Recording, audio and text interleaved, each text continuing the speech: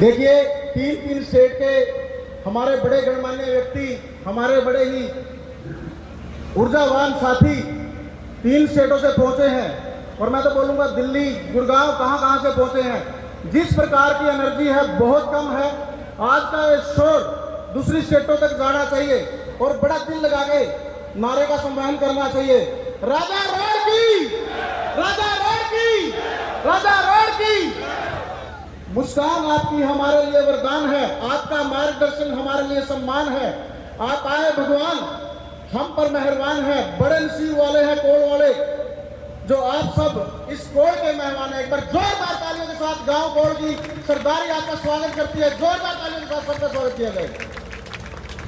आप सबने कोल गांव को यह मौका दिया, इसके लिए पूरा कोल धन्यवादी है। कोल का एक एक सदस्य आपका धन्यवादी है।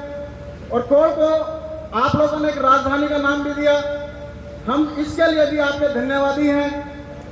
क्योंकि कोल गांव आप धार्मिक दृष्टि से, राजनीतिक दृष्टि से, खेलों की दृष्टि से, एडमिनिस्ट्रेशन की दृष्टि से बहुत अग्रिम गांव है।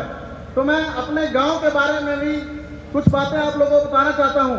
अगर हम राजनीतिक की बात करें तो हमारे गांव में 5 विधायक दिए हैं, जिनमें से आदरणीय श्री बाबू नंदराम जी, चौधरी ईश्वर सिंह जी, चौधरी अमर सिंह जी, चौधरी मक्खन सिंह जी, चौधरी तेजवीर सिंह जी, जिन्होंने अलग अलग समय पर आपकी सेवा की है।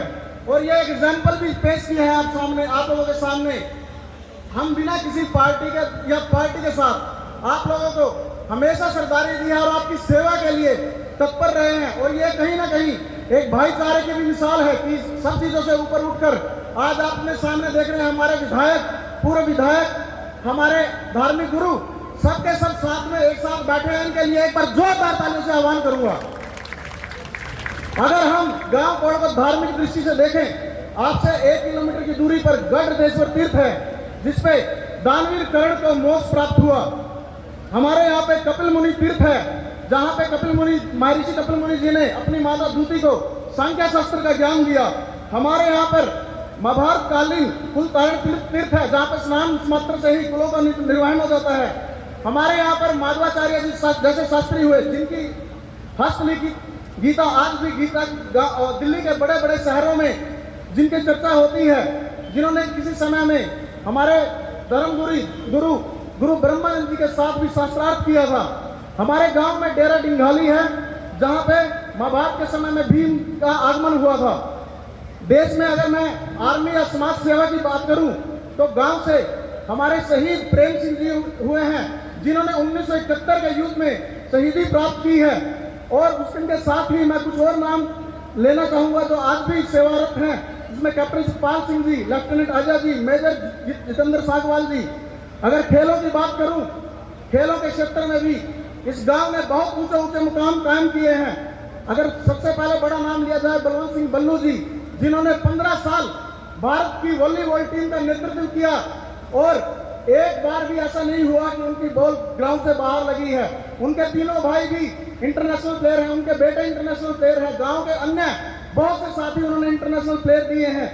साथ में हमारे गांव से लखपत पहलवान जी हुए हैं, जिनका बहुत बड़ा नाम रहा है।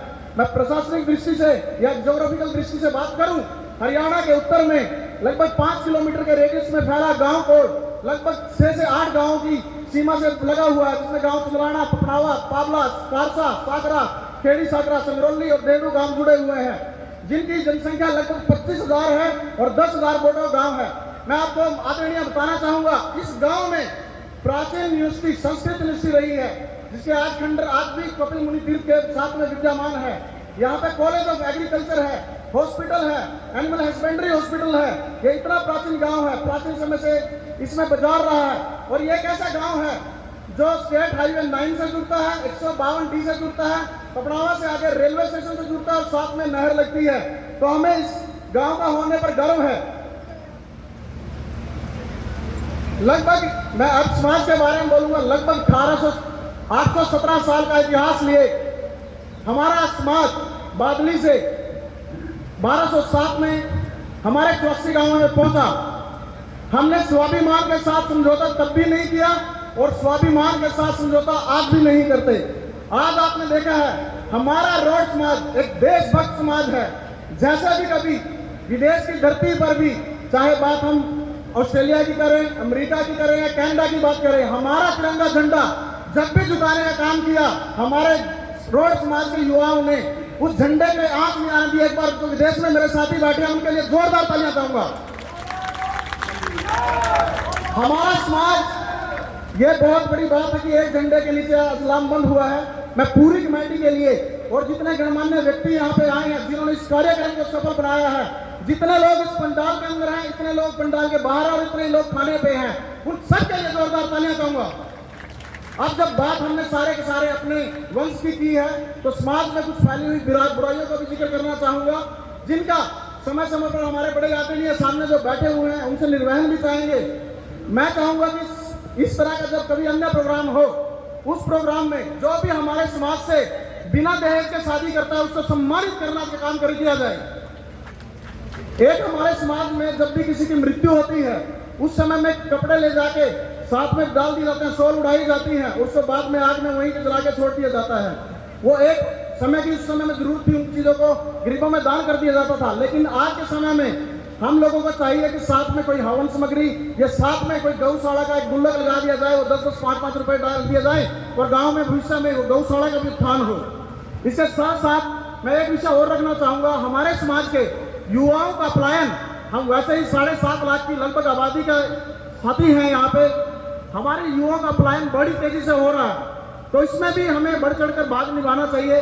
वो साथी गए हैं हमारे जड़ों को मजबूत करने के लिए, फाइनेंशियली मजबूत करने के लिए, जो लेकिन साथी उनके परिवार के सदस्य हैं, उनके द्वारा भेजे गए पैसे को यहाँ पे बिजनेस में यूटिलाइज करें, कोई रेंटल इनकम में यूटिलाइज करें, ताकि वो भी अपने परिवार के साथ आने वाला समय परिवार के साथ निभा सकें। इसके साथ साथ समाज में टूटते रिश्तों का भी बड़ा दिक्कत वाली बात है।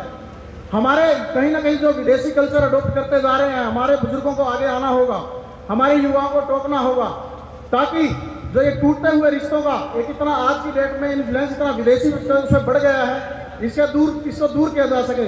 आप हरियाणा, उत्तर प्रदेश, उत्तराखंड से हमारे गांव की पावन धरा पे पहुंचे, इस महाभारतकालीन गांव में पहुंचे, आपका दिल की गहराइयों से धन्यवाद। और आपने मेरी बातों को बड़ी विनम्रता सुना। एक राजा रोड के जय घोष करके मैं अपनी वाणी को विराम दूंगा। राजा रोड की, राजा रोड की, गुरु ब्रह्मानंद जी की, गुरु ब्रह्मानंद जी की। धन्यवाद।